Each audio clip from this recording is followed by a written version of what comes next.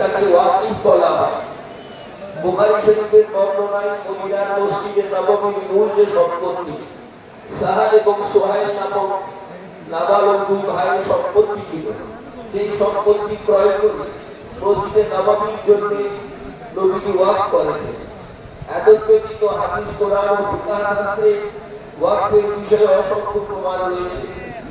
হযরত জাবির রাদিয়াল্লাহু তাআলা আনহু বলেন, রাসূলুল্লাহ সাল্লাল্লাহু আলাইহি ওয়াসাল্লামের সাহাবীদের যাদের সামর্থ্য ছিল তারা সকলেই ওয়াকফ করেছেন।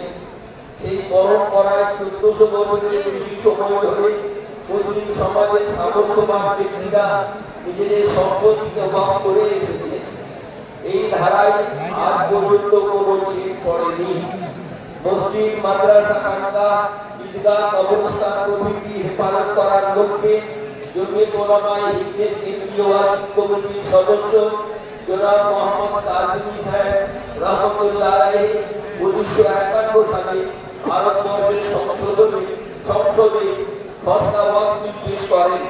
জমিয়ত উলামায়ে হিন্দের কেন্দ্রীয় সাধারণ সম্পাদক হযরত মাওলানা হিফজুর রহমান রহমতুল্লাহ আলাইহি ও স্বাধীন ভারতের প্রথম শিক্ষামন্ত্রী হযরত মাওলানা আবুল কালাম আজাদ রহমতুল্লাহ আলাইহি ঐকান্তিক উদ্যোগে 1954 সালে ওয়াকফ বিল সংসদে পেশ করা হয়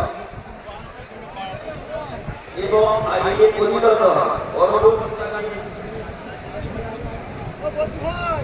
1995 সালে জমিয়ত উলামায়ে হিন্দের প্রচেষ্টায় দরস মারায়ের প্রধানমন্ত্রীকে আরো সুসংগঠিতভাবে ওয়াকফ আইন পাস হয় এবং 1 জানুয়ারি 1996 থেকে এই কানুন দেশ জুড়ে সব রাজ্যে লাগু হয়।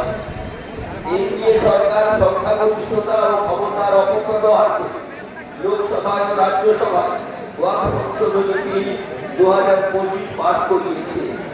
দেশ স্বাধীন হওয়ার পর থেকে আজ পর্যন্ত কোনো প্রধানমন্ত্রী ও সরকার এভাবে শক্তি প্রদর্শন করে ওয়াকফ আইনের মৌলিক চরিত্রকে পরিবর্তন করার ঘটনাটা দেখাননি। আমরাও চাই ওয়াকফ হলে দুর্নীতি দূর হয়ে ওয়াকফ সম্পত্তি সুরক্ষিত হোক, কিন্তু এই আইন ওয়াকফ সম্পত্তি সুরক্ষিত করার পরিবর্তে নিঃসন্দেহে আরো জটিলতা সৃষ্টি করবে। বিতর্কিত ওয়াকফ সংশোধনী বিলের মাধ্যমে কেন্দ্রে বিজেপি সরকার ওয়াকফ বোর্ডের উপর সরকারি কর্তৃত্ব বাড়িয়ে ওয়াকফ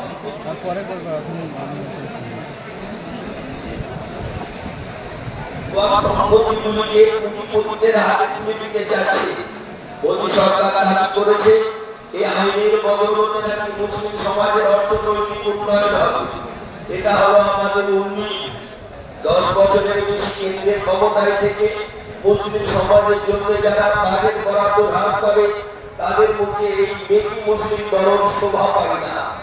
মুসলিম নিধনে এবং অধিকার ছিনিয়ে বঞ্চিত করা বিজেপির মূল লক্ষ্য।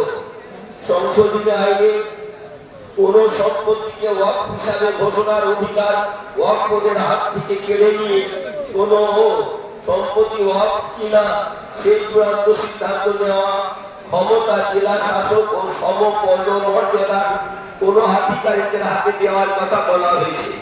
এর ফলে পুরাতন মসজিদ, মাদ্রাসা, মাজার সবকিছুই চ্যালেঞ্জের মুখে পড়বে। ভারতবর্ষের সংবিধানের 14, 15 ও 26 ধারায় উল্লেখিত সংখ্যালঘু সমাজের জন্য প্রদত্ত ধর্মীয় সামাজিক মৌলিক অধিকারের পরিপন্থী এই বিল। এই বিল সংক্রান্ত যুগ্ম সংসদীয় কমিটিতে দারুল উলুম দেওবন্দ, জমিয়ত উলামায়ে হিন্দ, মুসলিম পারসোনাল বোর্ডের মতো প্রতিষ্ঠানের অভিমত শুনেও তা পদোন্নতি করা হয়েছে। এমনকি বিরোধী দলের সাংসদদের প্রস্তাবিত সংশোধনীকেও উপেক্ষা করা হয়েছে। লোকসভায় বিরোধী দলগুলি এই বিলকে বেআইনি বলে আখ্যায়িত করেছেন, সংবিধান বিরোধী বলেও বক্তব্য রেখেছেন। দেশের পবিত্র সংবিধান উপেক্ষিত হলে জনগণ কোথায় বিচার পাবে? ব্রিটিশ জামানায় যখন স্বাধীনতা আন্দোলন করার দায়ে সাইফুল ইসলাম রহমতুল্লাহ আলাইহি, মাওলানা আজাদ রহমতুল্লাহ আলাইহি কারাগারে বন্দী, তখন সাভারকাররা ব্রিটিশের কাছে মুচলেখা জমা দিচ্ছেন। লন্ডনের ইন্ডিয়া হাউস আজও তার সাক্ষী হয়ে দাঁড়িয়ে আছে। সাভারকারের অনুগামী বিজেপি আরএসএস এর এজেন্ডা বাস্তবায়নের লক্ষ্যে সংখ্যালঘু সমাজকে টার্গেট করার জন্য এই বিল পাস করেছে। তাদের পক্ষে ভারতবর্ষের মুসলিম সমাজ, মসজিদ, মাদ্রাসা, ঈদগাহ, কবরস্থান, খানকা ব্যতীত যাদের ধর্মীয় অধিকার ও পরিচিতি অসম্পন্ন, তাদের পক্ষে এই কালা কানুন মেনে নেওয়া সম্ভবপর নয়। ওয়াকফ আইনের নামে যে খড়গহস্ত নেমে এসেছে তা শুধু মুসলমান সমাজের পক্ষে একা লড়াই করে যেটা যাবে না। দেশের বৃহত্তর জনগোষ্ঠী হিন্দু, শিখ, খ্রিস্টান, বৌদ্ধ, জৈন, পারসি, দলিত, আদিবাসী সকলকে নিয়ে একসাথে লড়াই করতে হবে ও জিততে হবে। রাজ্য কমিটি স্থির বলেছে যে ওয়াকফ সংশোধনী আইন বাতিলের দাবিতে 1 কোটি স্বাক্ষর সম্বলিত চিঠি মাননীয় প্রধানমন্ত্রী নরেন্দ্র মোদীর নিকট প্রেরণ করা হবে। আজকে সভা আপনাদের সমর্থন চাইছে, আপনারা সমর্থন করেন? হাত তুলে সবাই হাত তুলো। আলহামদুলিল্লাহ।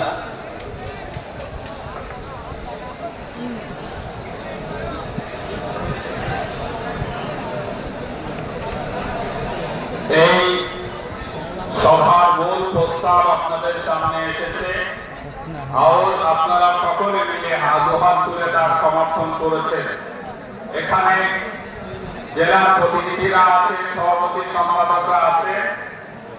এক এক করে আমি তাদের আহ্বান জানাবো, তারা জেলার পক্ষ থেকে এই প্রস্তাবের সমর্থন করবেন।